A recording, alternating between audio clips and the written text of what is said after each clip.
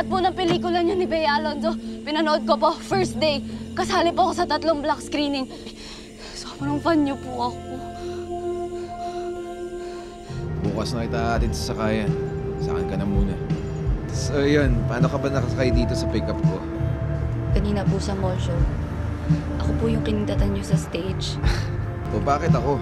Ang dami namang artista dyan, di ba? Ang daming mas gwapo pa nga sa akin eh. Kayo po yung pinakagwapo sa kanila.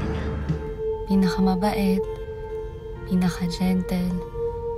Parang aalagaan niyo po ako talaga. Kaya po ako na-inlove sa inyo.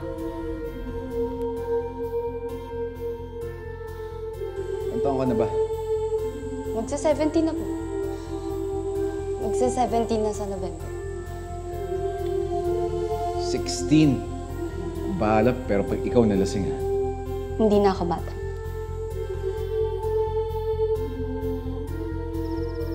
Ang lasa.